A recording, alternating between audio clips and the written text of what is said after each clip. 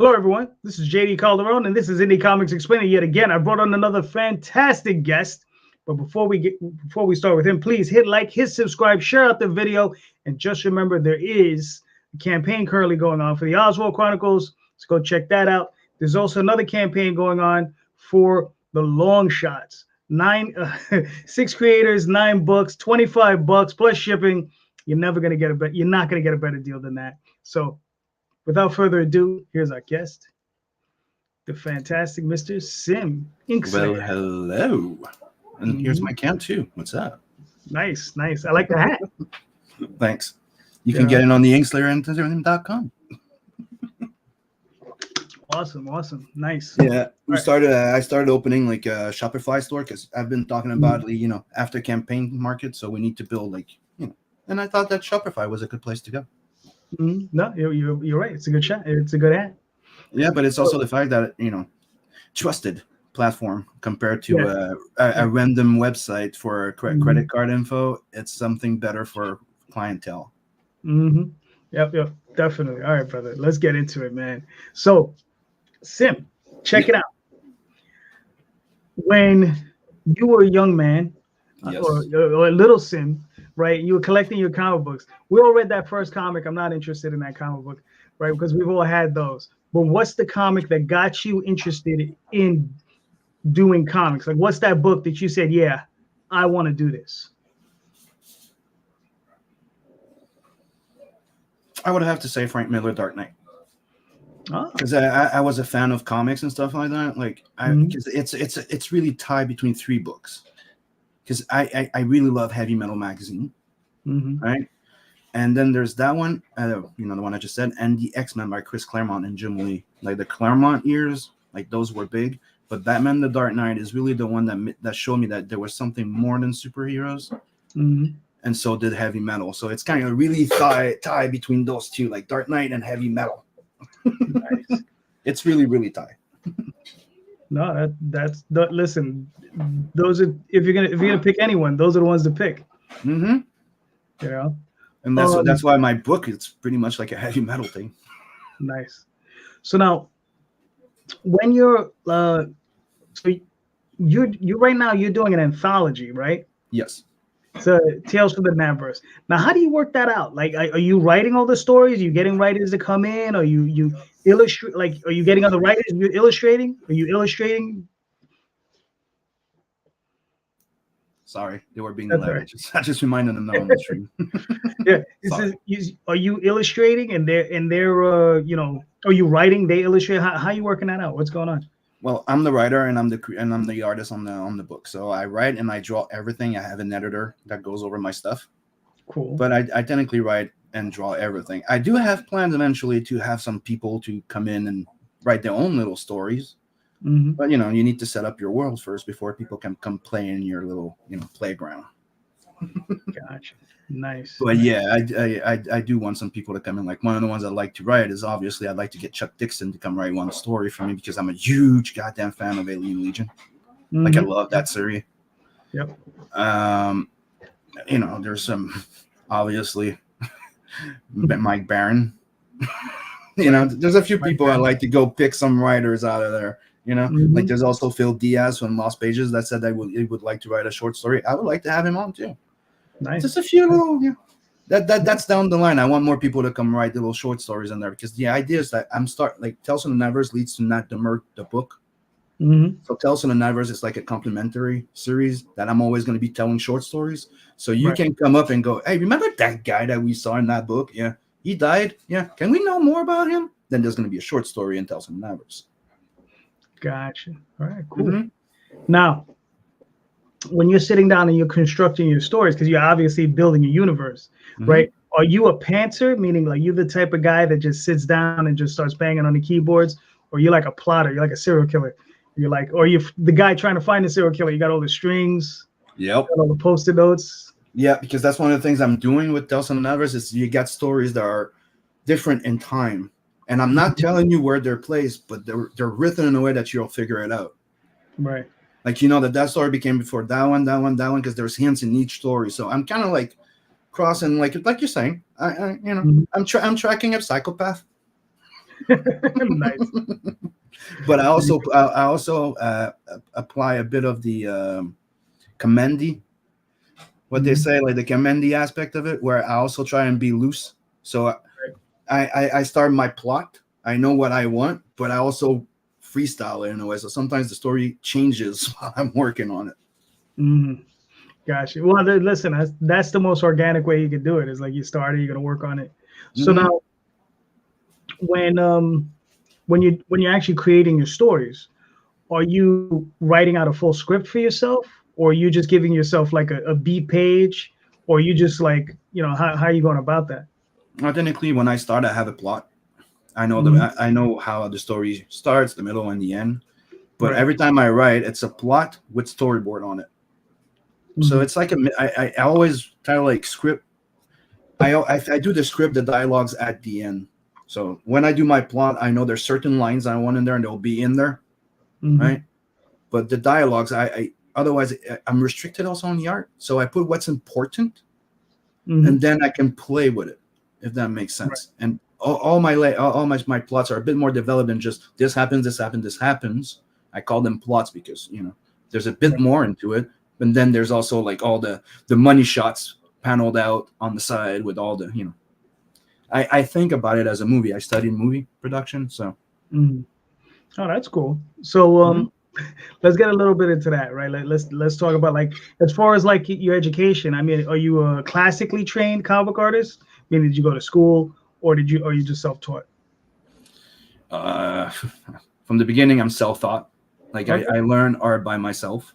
Like I got into university because of my skills, and I have a bachelor's degree in cinema, 3D animation, and digital designs, and I also have a business course, business class that I took.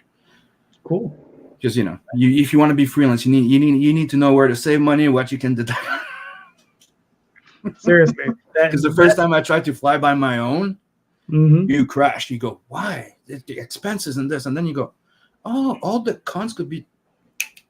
Got it. Right. And all the money, and another thing, all the books that you back, those are also investment in your portfolio. Yeah, it's expenses. It's expensive. That's right. So I mean, you're in Canada, right? Yep. So how is because here we can expense it if we have like an LLC. So do you have like an equivalent up there, or how's that work? It's the same one. It's the same way. It's just maybe not the same technical terms, but it's pretty much the same basic. Because right now I'm registered as Sim, like the artist Sim. So I go by Sim. I'm allowed to because I just couldn't register my name Sim. So it's called the artist Sim, but I go by Sim. So I'm registered. So it's I'm a small business. So that's why I was telling people that everybody that's trying to do independent comics, especially crowdfunding, to be able to not kill yourself with shipping, open yourself a little LCS. It's not that much. You take the one that's self-employed type of thing. You start your own little business. You don't have to go corp right away. So you just start your own little business, and then you start a small business account with USPS or something like that, or UPS, I think it is in your site. Yeah, and then they offer you the discounts on shipping, international and stuff. So check into it. Cool. Nice. All right, nice. And now, you can also put some of that money in your expenses. That's one of the things you need to know. When you do crowdfunding, put all your expenses in it. It's not all income. Otherwise, you get screwed, and you do need to have your business account to do that. What's up, Raging? Yep. That's Miss Nita. What's up, Nita? So, I mean, nice. So, in Canada, right? Yes. How is the comic scene up there? Because I'm in New York City, so we obviously like our comic scene is different than the Chicago comic scene or the California comic scene. Everybody's got their own scene. Like, how's your scene? Is it a big scene locally where you're at? I mean, do you have a lot of guys out there? Like, how's that go down? It's a bit weird, the comic book here. It's more about the slice of life and trying to be more like the non-action sci-fi, like non-fantasy more, like if that makes sense. There's some people trying to do superheroes stuff like that, but it's not a big market here.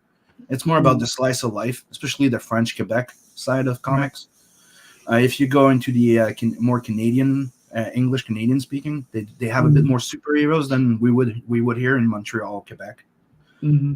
But it's not that big, and most of us work usually for the U.S. Gotcha. Listen, you guys gifted us John Byrne, so you know. Mm. But not just John Byrne, Tom McFarlane. No. There's a whole bunch. I believe Jeff Lemire. There's a whole bunch. It's not just it's just John Byrne, my childhood. So Yeah. So it's but he was born in the UK, but then he lived here. Right. Yeah. Yeah, I think he lived most of his life over there. Yep. And he's an amazing artist. Oh yes, he is. I just wish Marvel would be smart and take that damn book from him and ink it and color it. Did you hear what they did to him and fucking Walt Simonson? No, what they did? They did a reprint of the an omnibus of the Fourth World by by Jack Kirby? No. What we just said his name. I have a blank now. Oh, Walter Simonson. No, not Walt Simonson. The other one. John Byrne. John Byrne. Thank you. Mm-hmm. So they did the John Byrne version. Okay, so instead of commissioning him for a new cover, they put a Walt Simonson cover on it. Oh yeah, that's. And Walt Simonson went in and goes, seriously, you can't even commission like the John Byrne to do a freaking cover. You're gonna slap one on my cover like you don't know. Yeah. So it's like, can you imagine that there's somebody at Marvel that probably didn't fucking realize that was not John Byrne's art? Mm-hmm. What's up, Chris? And happy birthday, little bro. Oh, happy birthday, Chris! I didn't know if it was Sugar's birthday. Nice. Yeah, we were supposed to do the birthday stream this morning, but he was having some really big issue with his computer. That's the worst. I don't even think about it. So I mean, you're 5 campaigns in. It looks like you're doing 4. You're doing 4. There's your 4th. 4 of mine. There's 5 campaigns because I'm part of the 6 Gun Guerrilla there. But I have 4 campaigns. Yep. Mm-hmm. And that's after I had 2 campaigns on Kickstarter that failed in 2012 and 2016. Oh, okay. You said they failed at Kickstarter? Yep. So, that's interesting. Like, so what was the difference you felt between the 2 camps? Like, why did you think? A lot of it was me and business savvy, dude. Mm-hmm. Like everything. The reason why I think that didn't work is because of me. Okay. Like, it's one of the things that I think that a lot of people are not fucking facing. It's most of the time it's not everybody else the problem. It's a mix of both. So I thought that my marketing was weak. I came like the first campaign in 2012 was Wolf Dragon. I came in asking. I thought I was being smart back then, going, I'm gonna ask for $15,000 because I had discussed with Diamond how much I would need to be able to print as many copies that I could distribute with them. And my end game was like I was crowdfunding to be out there, and that was not the model back then, right? So I was trying to be innovative. I was coming in with a 60-something page book. They were telling me you should only do 15, 20 page. I'm like, I want to try something. I was doing the CG thing before CG. Right, before they were doing it. So I tried that, and that didn't work. And I'm like, okay, so I was asking for much. Maybe my vision was a bit too big, right? So I came back with something called the Eye to Sim, which was a collection of all the short story I'd done back then till before 2016. And the same thing happened. You should do 20 pages. We don't know you, or it's why do you do 60? Why are you asking for $20? And I'm like, I'm trying something different. And then like the old Kickstarter way was like, back me, I back you. Yeah, there was a lot of that. Yeah, there was a lot of that. There's still some of that going on, but it's a very weird way to go about it. Yeah, but then I was asking why people, there was also a problem. Like it was also 2016, so it's a bit violent, my book, and it's a bit 90s.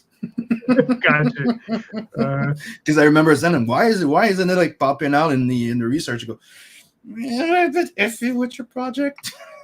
Gotcha. That's funny. But I didn't have any more issue with Kickstarter.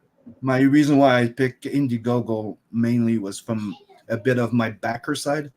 I don't like the idea that backing somebody on Kickstarter, they claim the money after. That's the only reason. That's really the only big thing I have between Indiegogo and. Oh yeah. Oh yeah. That's really just it. Really, the fact that they take the money right away, so you don't like. I've seen so many people in Kickstarter having like a big success, like on the verge, and right when they close, credit cards bounced, and they were under, and I'm like, oh, ouch. Yep.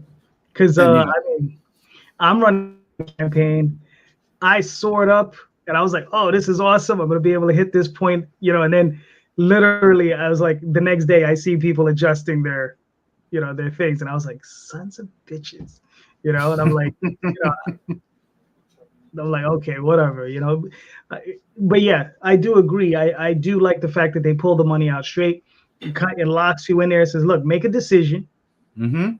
Be an adult, put on your big boy pants or your big girl pants or whatever, make a decision.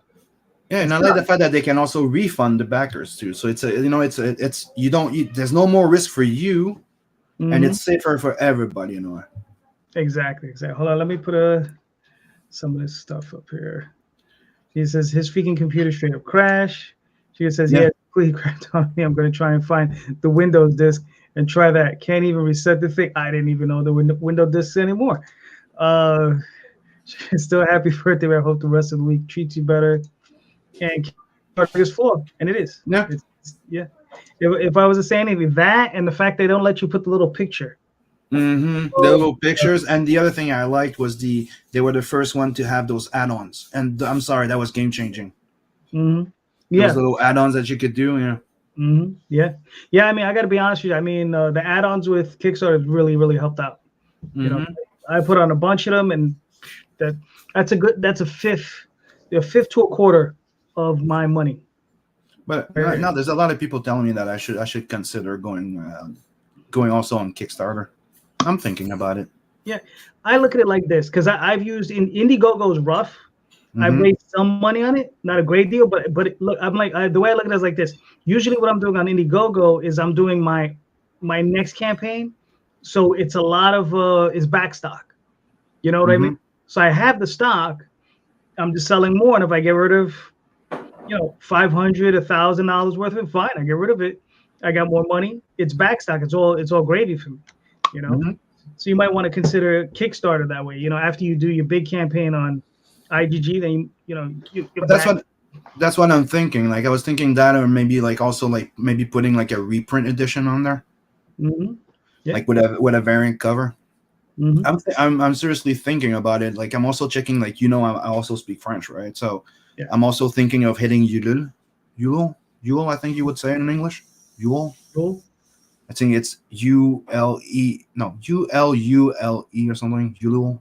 Yeah, and it's another crowdfunding, and that one is mainly European, and a lot of French people are there, and that's an entire different market. And a lot of people are making between 5 to 15,000 euros. Nice. So, I backed a book on it called Brigada. Well, I think it's supposed to be Brigade, and it's about a bunch of dwarves. Yeah. I'm still waiting on my Brigade.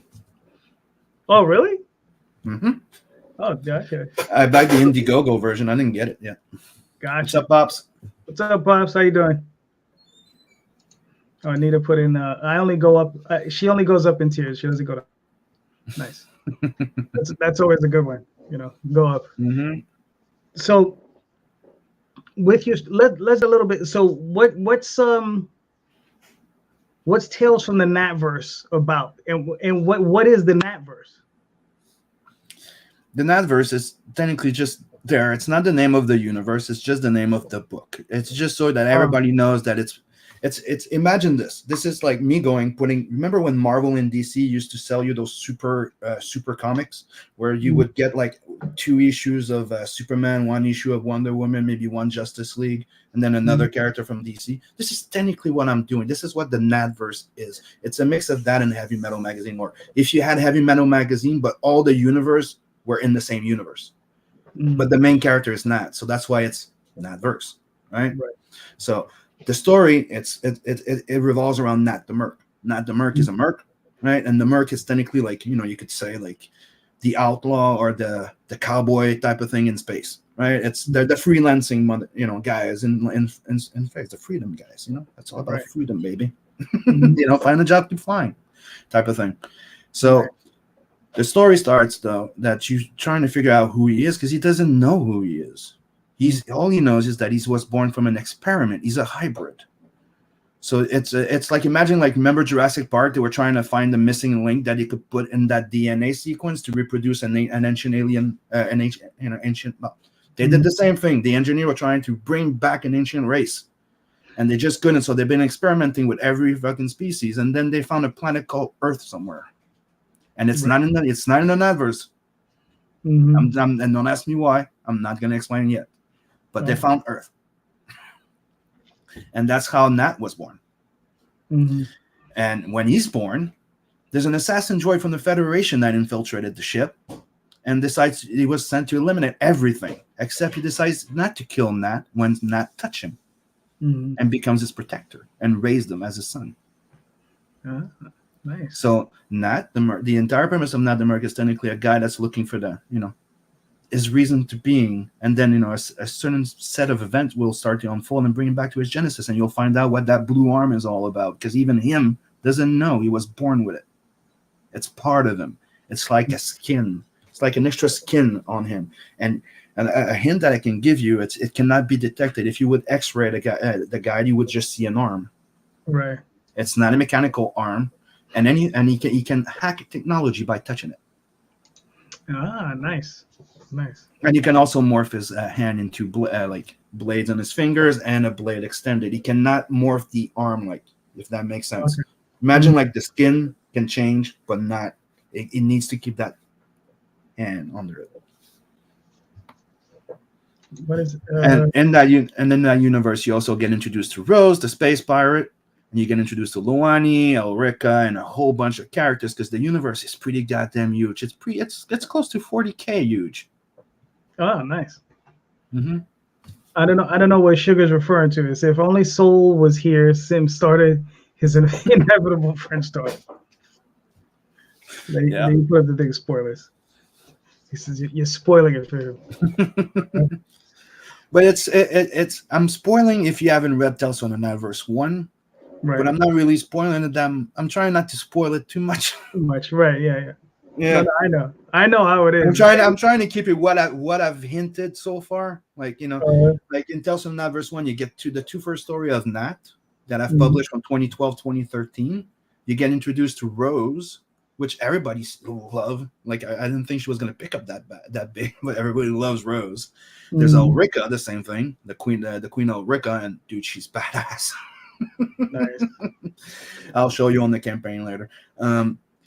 And then in the new one, you get to know Luani. And Luani is like the yin to the yang of Nat. She's as badass as not more of Nat. But they're linked somehow, and you'll find out why. Okay. And all has to do with a special type of metal.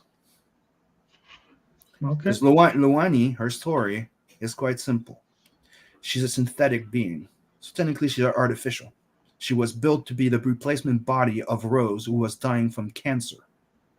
But the Federation did not put up with it, so the dad had to, associate himself with pirates to continue to try and save his daughter. So when he finished building the body, they killed him, raped, and left her to die. And sold the body. But something happened when that body got animated with a strange alloy, and it became sentient. Hence, Luani was born. And that's the one that you see with the bike that can break her apart and become her armor. Like if you've known anything about anime, like Apple Seed, Bubblegum Crisis, I fucking love that one, dude. Bubblegum Crisis, the original OVA is sick. I love it. I love rewatching that thing often. Yeah, and she's kind of like my Karna in that verse. You know what I mean? As much as Nat is like Lobo, Meta Baron, or something like that. Most like. She's my total like badass babe in there. And people are all like Rose, Elrica, and I'm like, wait till you know Luani. And so far, everybody that's seen stuff from Luani, you're like, okay, yeah. Nice. So you've done 2 anthologies so far. Are you planning on doing any longer stories with the individual characters, like a little series or something like that? So far, I got 4 planned. Okay, of the anthologies, and that, like I said, I want to keep them going. But like I said before, I got one big story. I got many big stories, but I'm working on the big story of Nat, which is Nat the Merc. And I'm also working on the Luani, because they all have their standalone stories. Rose is going to have her own big stand. Like, I have plans to make them all have their, I'm building a universe. And that's what I'm saying. I'm really, really building a universe. They're all going to have their short story. They're going to have their longer story. Rose, I have something planned for her. I have a few issues. Like, the main characters out of there, though, are Nat and Luani. Rose will have one, too. But yes, like right now for Inkslayer magazine, it's Rose and Luani daddy issues, a 60 plus page story. Nice. That's going to be broken down in 3 parts in the magazine. So yeah, it's coming. Nat the Merc is also coming. And one hint that I've been doing, and you're not going to see it over there, there's a big robot that looks very familiar in the back. Nice. Mike Jimmy says good morning because he's in Europe, so they're 6 hours ahead of us. Good morning. So what's up, Mike?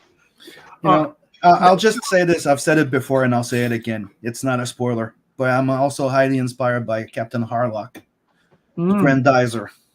Right. Yep. Okay. Nice. I like it. So now, obviously, you're distributing through Indiegogo. Yes. What's next? Like, what's outside of Indiegogo? Like, obviously, you said you might try Kickstarter. What's like the next evolution for your work? Like, where are you going to want to take it after this? Right. I was considering like trying to hit like publisher eventually, but with everything that I've seen going, I think the self-publishing route is the best. So that's why I started investing in building up that store, the Inkslayer Entertainment store on. And right now you got all my previous books there available there. Like you have Blood Hunt, you have Tales from the Adverse 1, from the first campaign. The covers from the Second Chance campaign are not available there. So you can get the original covers. You can get Blood Hunt. You could get other books that I've worked on there. The thing is, I was checking into Amazon. I've put Blood Hunt there for a while, and I was checking into their print on demand thing, and the books are not that great. No, there's always a big margin weird thing that happens. I checked the same thing with Lulu Express because they have an app that you can print on demand, and I'm like, you have no quality, no control over the quality, and it's very restricted to the. You've seen how they are, and it's a big margin every freaking time. You can't really control it, and that's why I went, you know what, Shopify. Then a lot of people starting talking about Shopify and all the apps, and I'm like, okay, you know what, I'm gonna spend a weekend and research that shit. So within that weekend, I had a website open. Because the fun part is, one of the fun part about Shopify, if you don't know about it, is you can create your own little icon, so your own little product, and you can give the weight and everything on it, and you can charge taxes or not, but they have their own shipping. So they have deals with both Canada, here in Canada and everywhere, and you can have discount on shipping. Okay. So all my client can come in and go, I want slow mail, regular mail, express mail. And I can buy those shipping labels directly through Shopify, giving me a little discount.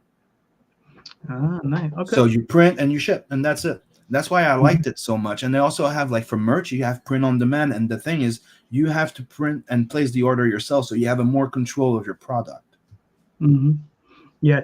I mean, when it comes down to like Amazon and Lulu and those places, they're primarily set up for like books, like novels. Yep. You know what I mean? Where you don't have to worry about, it's words on paper, that's it. So there's not a lot. They don't have to worry too much about quality control. Exactly. That's why they were all in beta on Amazon. Yeah. Because they're technically printing in book format, and that's why you have to restrain your comic into that book format. What's up, Brian? What's up, Mr. Chris Gow?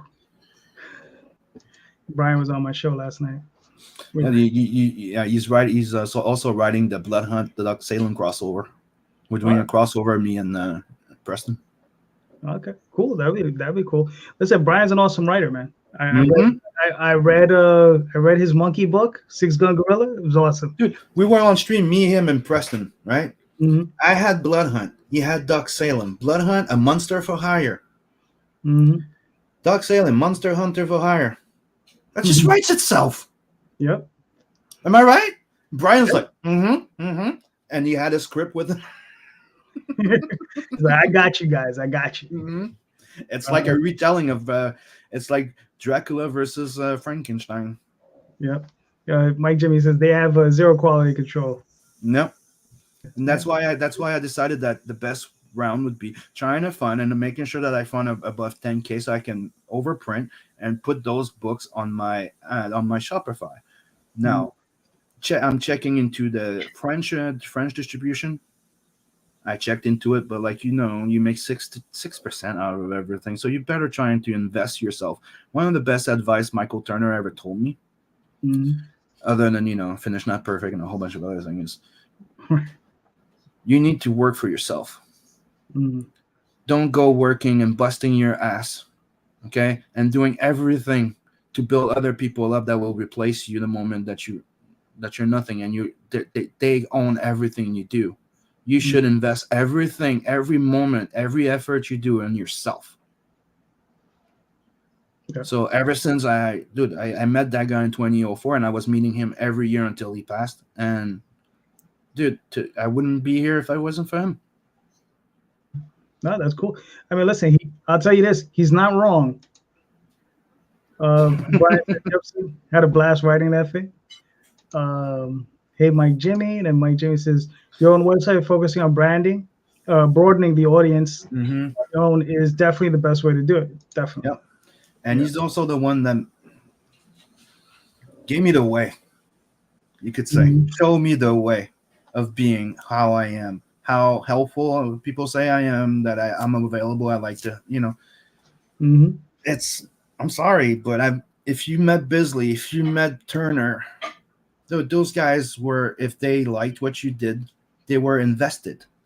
Like they took time to invest themselves in their fans. Their fans were gold to them.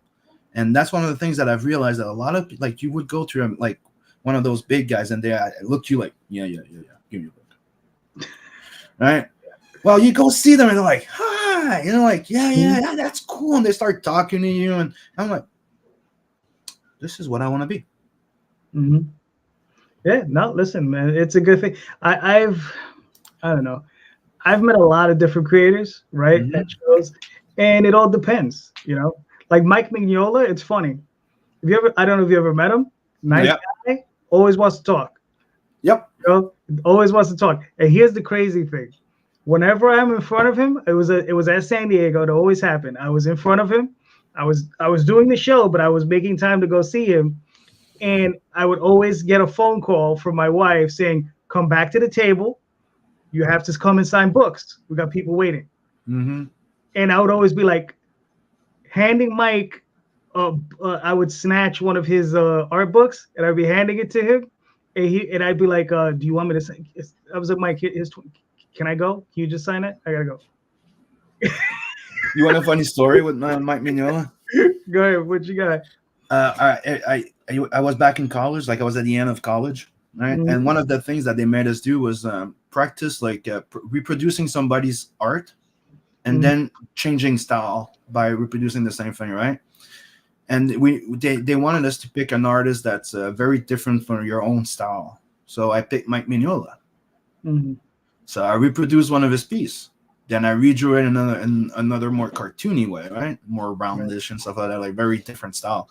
But okay, so that said, I'm at a freaking Comic-Con, right? Right. And somebody's looking at my stuff and they saw a pic on my they printed the pic that they saw on my face, but they go, dude, you did this?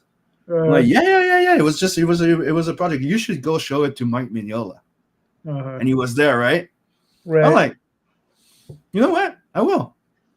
Cool. So I go see Mike Mignola, and I'm like, I put the picture there, right? I'm waiting for him to be done with somebody. So when he's done, he picks up the picture, looks at it, goes, that's a print. You want me to print that? It's like, you want me to sign on this? I'm like, no. And first of all, that's not yours. That was me reproducing your art. And he goes, then he's like, why? It was a college project. It was just, it goes, oh, cool. Dude, you did an amazing job. You fooled me. Nice. That's awesome. Yeah, like I said, he's always a nice guy. It's just whenever I run into him, I'm like always in a rush. I'm like, Mike, take my money. I gotta go. I can't talk. Dude, another one that's a sweetheart is Wild Pothier. Pothier. Well, He's okay, a freaking sweetheart. Him, Walter Simonson. If you ever met him, and Louise, or Louise, I should say. I mean, they're sweethearts. Yep. I mean, the Romitas are freaking awesome too. Like I remember showing them my portfolio, right? They look at my art, shows it to his dad. They looked at each other. Junior looks at me, goes, "What do you want me to say?" Like, I want to. What you think about it? He goes, "Don't steal my job." With a smirk. I'm like, he's fucking awesome. Yeah. Like one of the things is a lot of people criticize his art, like his style. Me, I love it because, dude, his storytelling is so on point. Like, the one that marked me was the Daredevil with Frank Miller. Oh yeah, dude, the storytelling is so on point with the Punisher Warzone, that one here. Yeah. Listen, when for a minute there, I wasn't appreciating his artwork, but when I saw him with Al Williamson was inking that book, and that was like, it was clean, it was tight, it was gorgeous. That is my favorite, run of his stuff. Dude, that Daredevil was awesome. Like one of the ones that a lot of people don't talk about is Frank Miller's was it Electra Lives? Oh yeah, the one-shot European type of book. Dude, he went full European on that one, and dude, still to this day, I look at it and I'm like, God damn, especially that spiral stair thing I've seen. Yeah. Every time I look at it, and I'm like, and he came up saying that Judge Darrow helped him out on that one, and I'm like, I don't doubt it. God damn. Yeah, I remember I showed that to Daphne. That was my wife. She was the illustrator, and she was like, she looked at it and she was like, "Oh, I got to do that." So she went and we do a comic together called Tall Tales, and she illustrated a scene where she had this thing where the two characters are coming down this thing, and it was just she was just and it was just the power of that one image because she didn't. I wanted to bring that scene in one of the Blood Hunt comics. Because I wanted to reproduce a same type of thing, but animated a fight scene, like with all those little riding down the stair there, and then switching there, and then snapping somebody's neck, then no, definitely, man, definitely. That's a lot of work, but I will definitely do it. Yeah. Hold on, let me read a couple of these. 100%. That's exactly what Meredith and I did live and learn. There you go. Chris, PC still in trouble. Brian says, Sim and Preston bust their asses helping nurture new talent. Nice. Sameson, totally the same. Noise. There's a few creators that I've met that have left a bad impression. There are those guys. Guys, unfortunately. I remember the first time I met Gromit, and there's a few, I'm not saying maybe it was a bad day for them. I don't know. But there's a few of them that I met going I was really young. And you go in and go, what do you want? Okay, I want you to look at myself and go, why? Because I want to work for DC. What, you want to be a pusher, or work in the office? I'm like, no, I want to be an artist. And then they just laughed at me. Oh wow. Okay. There's people, and it depends on the day that you meet them too. Yeah, this is true. Everybody's human, Brian says, I love John Romita Jr., World War Hulk. Those characters stomp across those pages. Sugar's having serious computer issues. Scott Rosenberg, hey guys, can I pop in for a bit? Scott, this is a one-on-one. We don't do those. That's on Sunday night. Sorry. it's like I'll be back Sunday. Well, I won't be back. I won't be on this Sunday. I'll be on the following Sunday.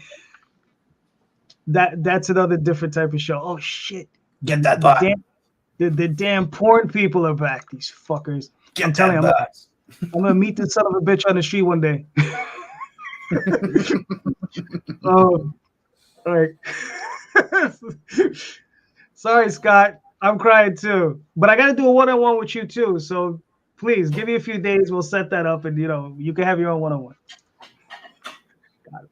All right, cool. Let me pull up your campaign, so we can take a look at this. And of course, I got some really cool videos on there. All right. Okay. If you want, I can play. I figured out a bootleg way to do videos. If you want to do the video. What do you mean? Be a bootleg one? Because I can tell you the three first one, there's no copyright problems. Oh, okay. Not at all. I own the music on. Yeah. Okay, good. The 3 first ones, not the 2 last ones.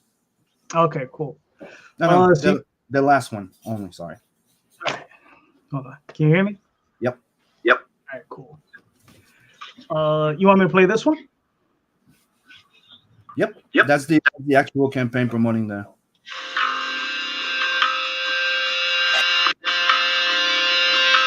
Tales from the Mapverse 2, an 80-page full-color anthology series by Sim. Wait, is this an original soundtrack? Yes, it is. Animation and an original soundtrack? That's so cool. Okay, back to the book. In this series, you will get 3 stories plus 1 extra unlockable story if we reach 10K during funding. Lawani, Murder Doll, 13 pages. Matt the Merc, Planet 69, 37 pages. Lawani, Metal Valkyrie, 28 pages. And Nat the Merc, Blood Brothers Part 2, 13 pages.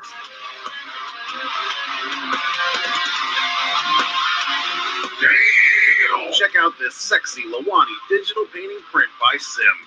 And Just long enough. Sim and Inkspot's heavy metal style cover.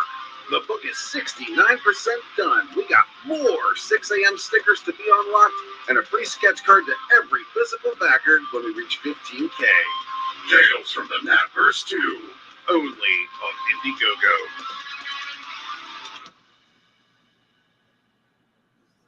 Nice. Yeah. Oh yeah, no, that was really cool. No, I love check this. The second one was with a voice actor. Okay, cool. I wanted to admire your cover. Yeah, that's penciled by me and painted over digitally by Inkspot, and nice. It screams heavy metal. Yes. Nice. This is a fan art that ended up being a cover because I liked it so much. Yeah. Who is this? Alan Alonso? He did a great job. Nice. Yeah, dude. As soon as I saw it, I'm like, dude, that's not fair for anybody on the fan art. I want this as a cover, so I reached out to him and we made a deal. Nice. Shit, good for both of you. Mm-hmm.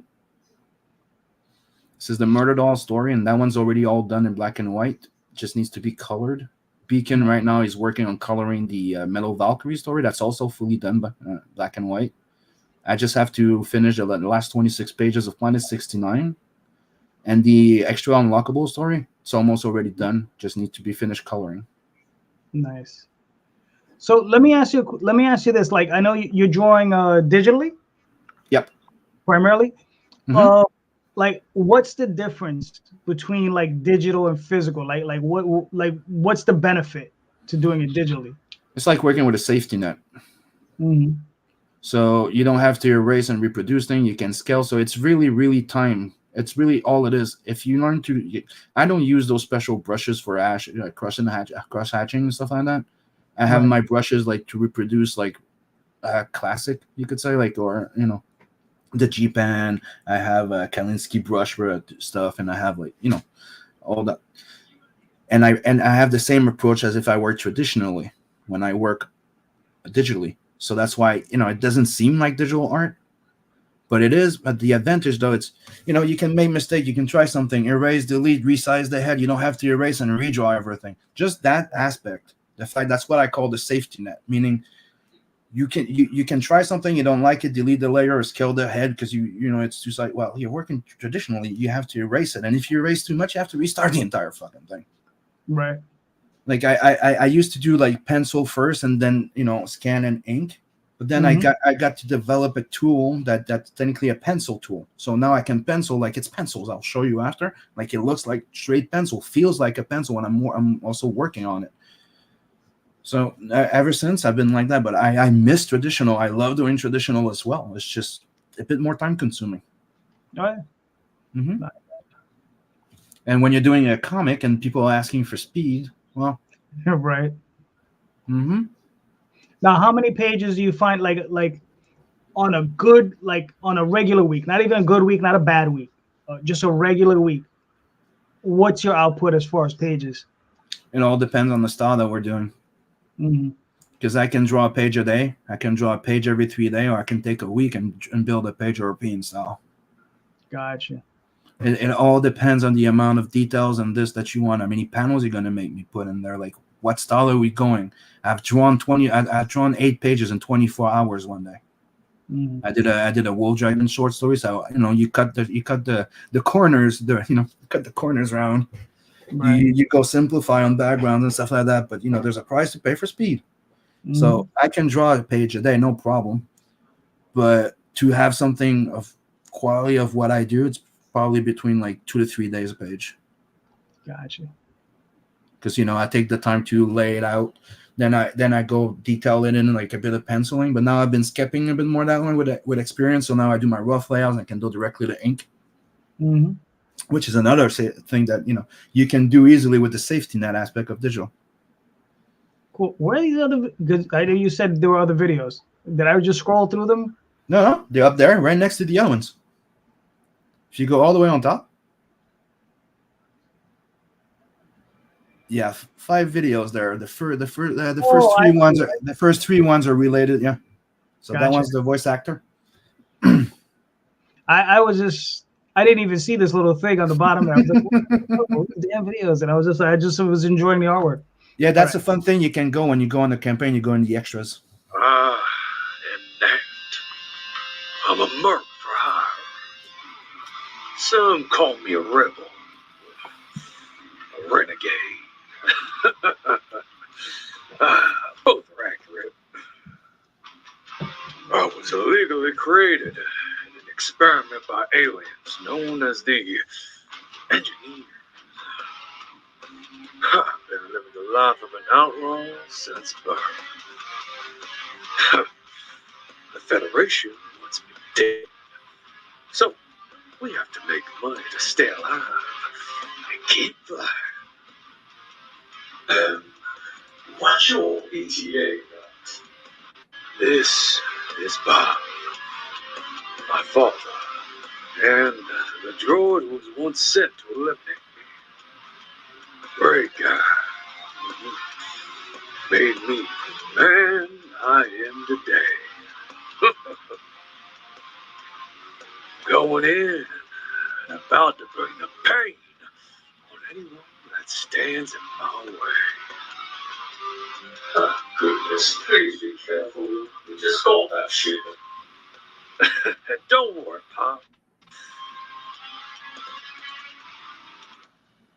And that's a sample from that story. Right. The unlockable one. Yeah. And you said the third one was okay too to show? The third one is also, it's animation. It's good. It's good to show. And the fourth one is it's a trailer from Tales from Adverse 1 if you want to show what Tales from Adverse 1's about. And this is just an animation that I did.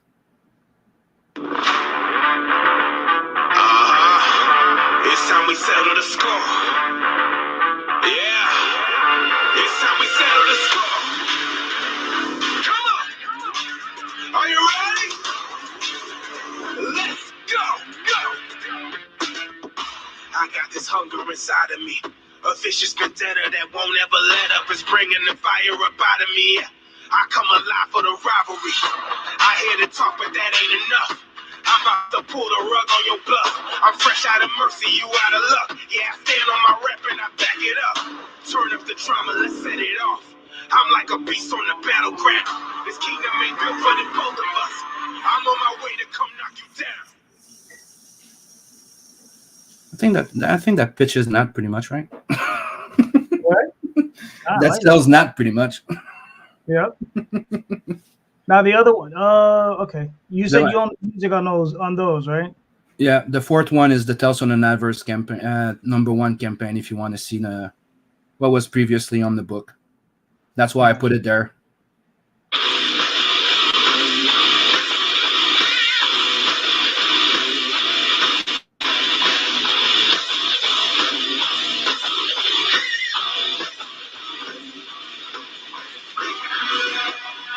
Tales from the Adverse. This ongoing anthology collects short stories introducing characters within the Natverse and are all connected to the main series, Nat the Merc.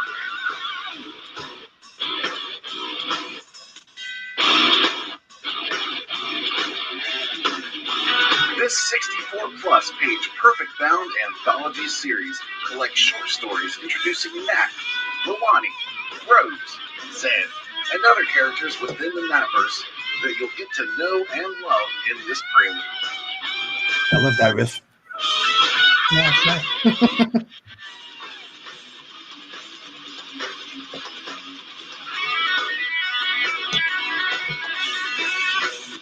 And all those images you see there, they were all remastered. This volume contains 2 previously published Nat stories, as well as the previously published Helena Rose stories, introducing you to those characters. In addition, you'll also be receiving 2 brand new stories by Simon Sim Pothier. Royal Rumble, colored by 7 Legions Michael Deacon. Also, Nat and Zed, colored by Spartan Scotsman of Xenotype. Arm up and fire off into the Natverse. Cool, nice. All right, well, you got 9 more days. I think you're gonna go. That's the 9 days off the first 30 days, because there's a discount if you backed an Human project before. You got an email with $50 off 2 tiers. Oh, okay. Yeah, nice. That's what I do for every backer from my previous campaigns. If you supported me before, you get one of those tiers. So they end on at the end of the first 30 days, and after that, they extend. And then within 4 to 6 months after the funding, the book shall be done. Nice. All right, cool. All right, cool. All right, nice. I mean, go back the book. It looks incredible. So check it out. We've been at this for a little bit. We're close to the end, but we're not there just yet, Mr. Sim. But before because I got a bunch of goofy questions I want to ask you. So before we get to those goofy questions, please let everybody know where they can find you and your work, sir. You can find me anywhere under Sim Inkslayer. I'm on YouTube, Twitter, every platform, and Tales on the Natverse and InkSlayerEntertainment.com. All right. Oh, and Sugar Chris channel every Monday and Friday morning.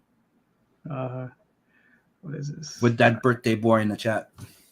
So what is this about?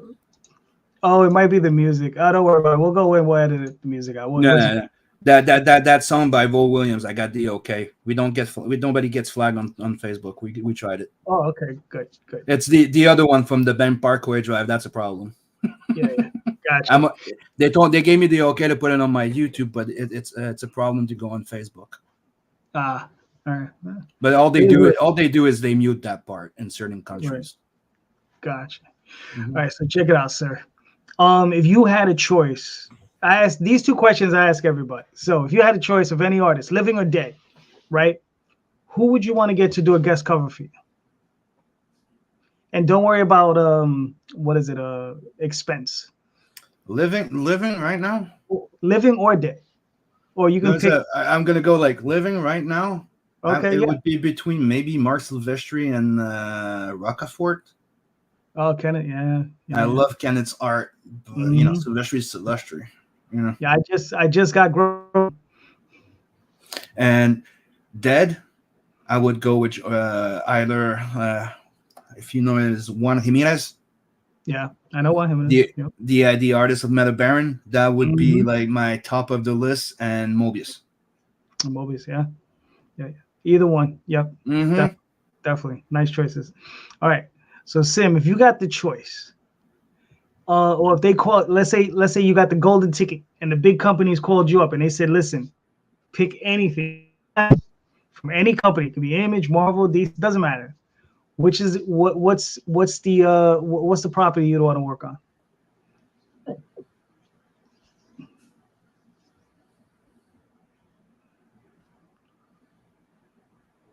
I'd be torn, dude. That's hard. I love Wolverine, but Wolverine's been done to death. Like, if I had to pick one, I'd be torn between Superman and the Demon. Just because of the value of what they mean to me, not character-wise.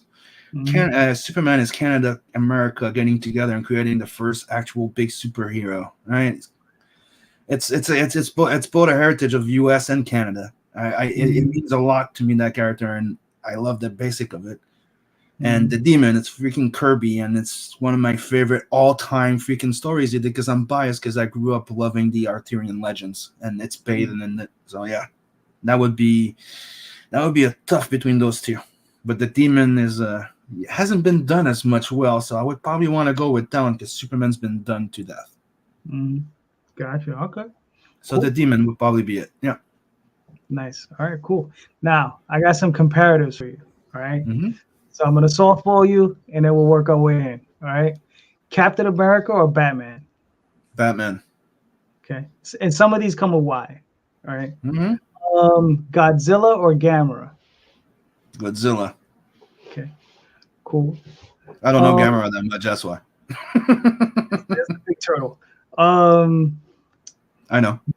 Doctor Strange or John Constantine? Doctor Strange or John Constantine? Uh-huh. On what? Who's the more badass? Who the one that I prefer? Because that Constantine is really fucking cool. That's for you to decide. I would say Constantine. Okay. I enjoy him way more. Nice. Jason Voorhees or Michael Myers? Myers. Okay. Because of what it represents more, and Voorhees, it's just because to me it's a cartoon. It's a cartoon version of everything else. Okay. Cool. It's more about the splash of the kill, right, than anything else. Right. All right. Cool. Kirk or Picard? Picard. Why? Because I enjoyed the Next Generation way more than I did the old ones. Like series wise, I enjoyed the movies. I enjoyed them, but I really got into the Next Generation one, and I really liked Ricard and Number One relationship. Like those two together. Like my favorite is freaking, Number One, but Picard. Right. Tim Vigil or Richard Corbin? Corbin. Okay. I actually have his art, his big omnibuses here. And Vigil, I love his art, but it goes a bit too much on the pornographic. True. Yeah. But I love his art. Like I do have Faust there. Listen, I collect from the day it came out. I have those damn books, Faust. I want him, and I've spoken to him at conventions, and I'm like, "Yo, when are you gonna put out that damn omnibus with those issues in one fucking book?" And I was like, "You could put it on Kickstarter, probably raise like $30,000-$40,000." He was like, "You think so?" I was like, "Dude, you're Tim Vigil, yes." Yeah, it would. Like seriously, it would. I would back it. And I had like a few issues. I've known throughout campaigns because of I do like hardcore, not hardcore, but I do gore, like I do violent books and stuff like that. So everybody always brought up to me like, "Did you read Faust?" I read like 2 issues or something because they're really hard to find. Yeah, dude, they're so hardcore, those goddamn fans, that they come and meet you at the next goddamn con and they give you some of those fucking valuable comics so you can discover it. So I'm sorry, when those books are worth like $25-$50 a pop, and those people are willing to come and give them to you to enjoy them, that speaks volume. So yes, go to that Kickstarter, guy. Seriously, yeah. Because I'm like, look, you could do what would it come in at? Probably about 400 pages, hardcover. Oh man, come on! A lot of them are not even. You can't find them anymore. No, you can't. So obviously, people are gonna throw themselves at it. Did you ever watch the movie? Yes, it was terrible. It's not bad. No, but it's not bad for it's terrible. Like, but it's not bad when you think about B-rated movie wise. True. That's what I meant. Yeah. The Italians, they went all out, man. It was it's funny. It's funny. They made it funny. Like it's enjoyable for a B-rated movie type. Yeah. It's not like if you're expecting to have like an actual cool adaptation of the comic, not so much. Not so much. But it was a fun watch compared to Vampirella. Oh well, yeah, that's true. Vampirella was terrible, but I mean, it's been a while, so it's one of those movies I probably have to sit down and probably give it another watch.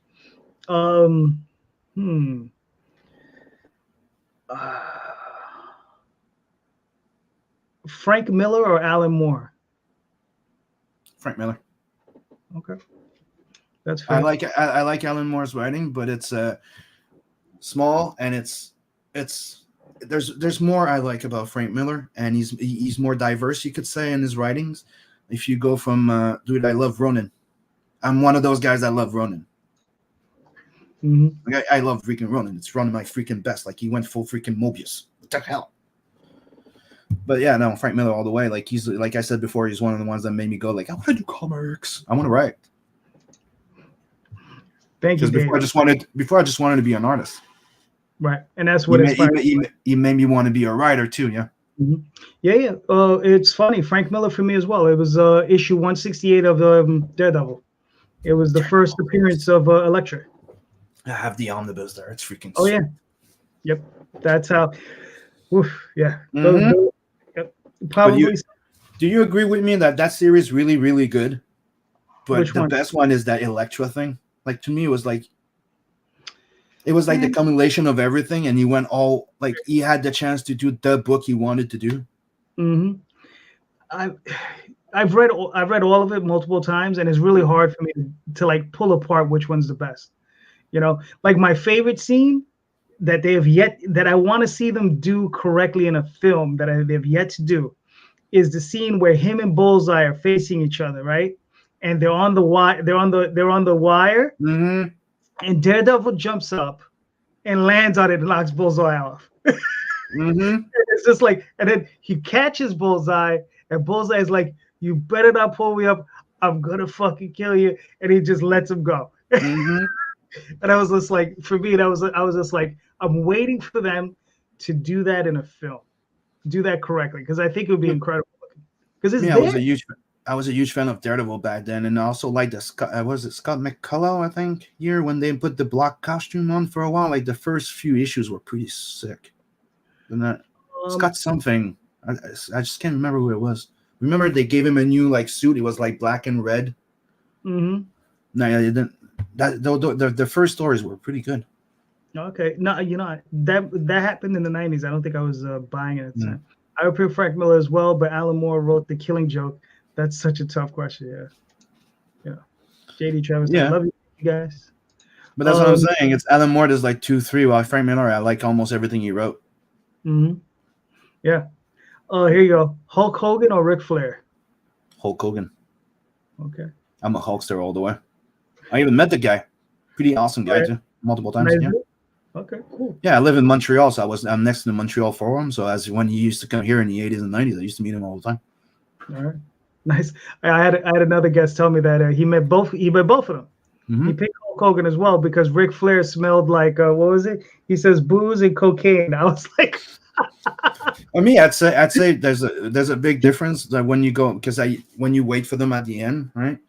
Mm-hmm. Hogan, Roddy Piper, all those iconic ones, mm-hmm. they're awesome, dude. They turn into Kid Zone. Like they stay in character, but they're with kids and they're having fun with kids. They'll pick you up on their shoulder.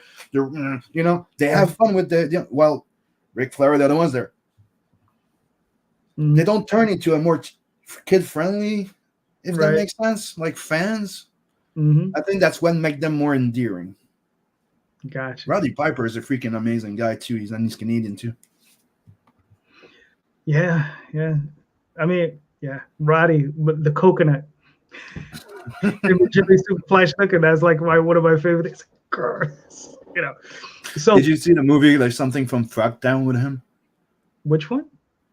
What's the name? Something from Frogtown. From Frogtown? No, I haven't seen that one yet. He made that movie before he did Day Lives. Check it out. It's pretty funny. It's about like after a nuclear type of thing. Guys are impotent, so they're sterile, right? So people that are not sterile are very valuable, so they pick him up. They give him a fucking lock jackstrap type of thing for the government, and he has to go around and impregnate people that are. Okay. So here's your list of ladies for the day. Go, bro, go. And there's frog people and shit. Like, it's an old movie, but it's a fun watch. Yeah. No, I know primarily from They Live. They Live was incredible. Mm-hmm. I know that suit. It was an armor suit made from fancy spider stuff. I had an issue where he was in the sewers having to fight some Catman something and homeless. Okay, I guess he was referring to Daredevil. But I remember that when they switched his costume, he kind of like died, and then they brought him back with a black costume. It wasn't for long. Right. Yeah, I don't. Like I said, I think that was during a period, because there was a period that I stopped buying like Marvel comics. I was just like, you know what, I'm done with you guys. Yeah, pretty much me too. Yeah. Bone or Cerebus? Cerebus. Okay. Cool. But that's personal taste. I enjoyed that better than Bones, even though I have the entire collection of Bones for my kids. Mm-hmm.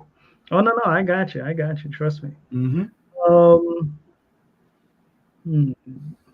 Secret Wars or Crisis on Infinite Earth? None. But I'll pick the Secret Wars because that's the one we get Venom from. There you go. Okay. Cool. Fair enough. I was never a huge fan when they pulled those multi 2 years crossover. Mm-hmm. Gotcha. That's a personal thing. Oh, there it is. Hell Comes to Frogtown. Thank you. Yeah, Hell Comes to Frogtown. Yeah, that's pretty sweet. Check it out. When we had the girl from Conan in there too. Oh, okay, cool. Mm-hmm. Wally Wood or Al Williamson?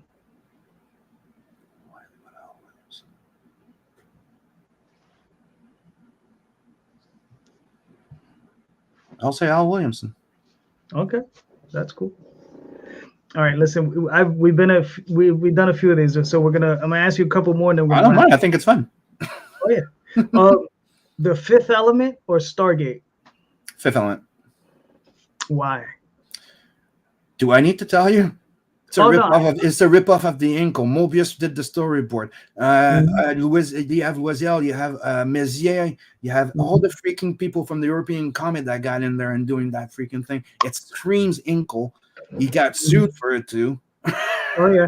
But it's a freaking amazing movie. I watch it multiple freaking time. I love it to bits.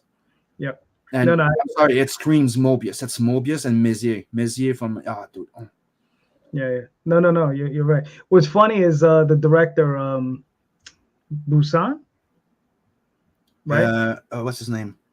Luc Besson. Besson. Yeah. Besson. Yeah. So, yeah. It's funny because I saw an interview. He was like, he says Mobius sued me, and then I had to remind him. He says, yeah, I paid you for this already. Remember, it was titled this other movie, and he was like, oh. It was not Mobius that was suing him. Oh, okay. Oh, who sued him? It's Jodorowsky because he stole some of the. It resembles a bit the Inkle plot. Oh, gotcha. Instead of being Lilu, it's a little boy. Right. That gets to all the spirits and things. Go with Inkle. Okay. But that's what happened, and he got away with it because Mobius worked on the movie. Right. That's how he got away from it, because he worked on it. So yeah, it's obviously it's going to resemble a bit. Mm-hmm. But yeah, I heard about the Mobius thing afterwards. But yeah. Uh-huh. All right. I didn't know it was Jodorowsky that sued him. I know that Mobius had approached him and said, you didn't pay me for this. Mm-hmm. And he was like, I did pay you for this. It was this other thing. So yeah, that's funny. Todd McFarlane or Arthur Adams? Arthur Adams. I agree. Dude, he's one of the first ones that made me. Yeah. Mm-hmm. Yeah. Back then, everything was stiff and squarish. He came in with the roundish and the details. And dude, I'm sorry, it's a big influence in me. Like a lot of people are like, your style reminds me of this and Jeffrey Scott Campbell and this. I'm like, yeah, all the people that got inspired by Arthur Adams. Mm-hmm. Right. Yo. Mm-hmm. John Burns, Jim Lee, say it. Mobius. Yep. And I put a little bit of Mashamune Shiro in there. All right. Neil Gaiman or Grant Morrison?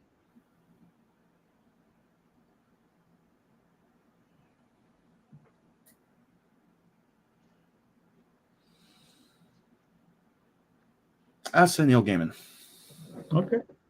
That's fair. Like I like Grant Morrison, but right now there's not much else that come to my mind.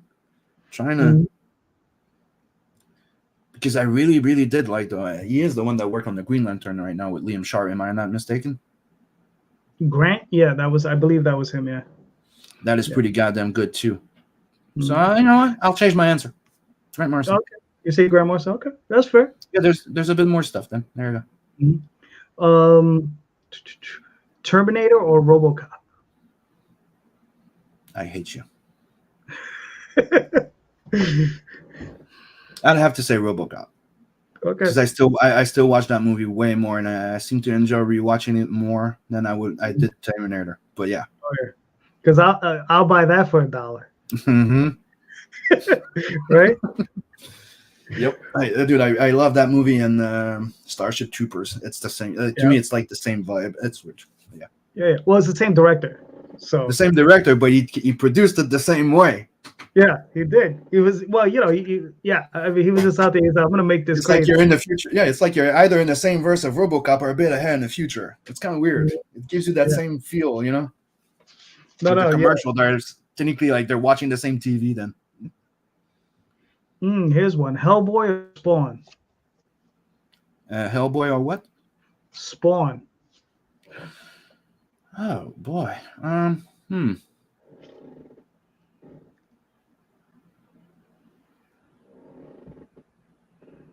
Overall, we'll have to say Hellboy. Okay. I'm a big fan of both, though. That was a hard one. Yeah. I own the entire collection of both of them in single and collected edition. I love the hell out of both of them, but I would have to say Hellboy because I think it's a bit more epic, you could say. I don't know. There's something more. Oh, I really love Hellboy. Let me prop up some of these. Dave says, Crisis for sure. Death of Barry Allen was tough. It was such a good story. I can. Sugar says, I barely can ask questions. I don't know who any of them are or read a lot of them. You need to stop stacking them on the pile and you start reading them. Yep. He votes Morrison. I like one or two things he's done, but can't think of anything Gaiman has done that I read and liked. Okay, that's fair. Yeah, that's the thing. It's like I said Gaiman because his writing is good. Like he's solid. Like 19-something was good. 1942, I think it was. And then he did some. He also wrote two of my favorite fucking Doctor Who stories. Mm-hmm. The Bride of the Doctor was awesome. Like I'm sorry, there's nobody that could have written that story. Like it's pure Gaiman, and he's good. But Grant Morrison, there's way more than And when I'm like, he's that guy from Green Lantern, which is the only thing I'm buying from the mainstream. Because I love Liam Sharp. Like I love Liam Sharp's freaking art. So I went in it and I'm like Grant Morrison, and then he goes, I want to go the Space Cop way. I'm like, I'm in. Gotcha. Shit. Yeah, I mean, for me, for Gaiman, it's always Sandman. So I've never read Sandman. Yeah. That's one of those things. If you haven't read it, I would always suggest reading it because it may or may not be your cup of tea, but I mean, excellent stuff. So for me, it's always with him. All right, let's see. We'll top it off with my favorite question. Stan Lee or Jack Kirby? Kirby. Why? Because he created Stan Lee. No, I know exactly what you mean. You know what I mean. You know why I'm a Kirby boy. I'm a Kirby boy. And I will go as far as saying that Kirby was a better read without Stan Lee. Okay. Stan Lee knew how to talk to people, knew how to engage people, but the storytelling was very corny and cheesy and childish. I am a Kirby boy. Kirby all the freaking way. Gotcha. Look, he says, he says he gave some. All right, listen here. I'll test your anime, your old school anime. Akira or Nausicaa? Akira. Okay. That's freaking awesome, and they got the original creator to come reduce it down to one movie because they did something special with Akira. They were able to reduce the entire series in one movie. But they go, how are we going to do that? Get the original writer to work on. Why did nobody do that since? Yeah, and the thing is, I mean, that movie still holds up. I mean, both of those movies still hold up. But Akira, I watched. It's funny. When I first saw Akira, I was watching 91, 92, 93, right in that era. And we had a place out here called Tokyo Video. I'm in New York City, and you would go up there, rent the video, and it was VHS tapes, We would rent them, take them home, no dubbing, no subtitles, just raw Japanese. So you're just watching a cartoon. That's all you were doing. Mm-hmm. And I remember we watched Akira, and it was just like, what the fuck? It was just like blew our minds, right? And about 4 years later, they came out with a dubbed version of it. And it was so bad. It was terrible. Horrible. And I couldn't watch Akira again. I didn't watch Akira again until about 2 years ago. And I watched it subtitled. I was like, okay, yes, this still works. Because I'm telling you, when I watched it dubbed, it was the worst. It was just terrible. To me, I remember like before I watched that one, like I remember like Ninja Scroll and Gundam, I think. Gundam, yeah. Gundam, not Gundam. Gunnan. Alita Battle Angel. Okay. It's called Gunnan, like Gunn. That's the original name is Gunnm. Oh, okay. Gundam. And it's Alita Battle Angel. Then they did a little short animation of it before. And I love the hell out of it with Alpo-C, the original OVA, and then Akira. And I'm like, holy shit. Like, and like just the fluidity of the bikes and like, yeah. It's mesmerizing so much. Yeah. And the other movie that gave me the same vibe that's been done lately, there's not many. And if you haven't seen it, go see it. Redline. Oh, Redline's incredible. Oh, dude, there hasn't been a freaking anime movie that has been done like this since the 90s, and it came out in 2012. Yep. But not enough people have seen that damn movie, man. Not enough watch people. it regularly. It's one of the best freaking story. And dude, I say this, and everybody that hears me say, they go, "That's weird." Like they succeeded in telling you a love story into a fucking action story without even going right. They do it right. Like to the point that you like both characters and you technically fall in love with the other character, and you're like, that's fucking awesome. Yeah. Like it's very like, it's like it's just the way that it's made. Yeah, it's so. No, they did an incredible job. I mean, when I first saw it, I was like, the way they did the inking on it.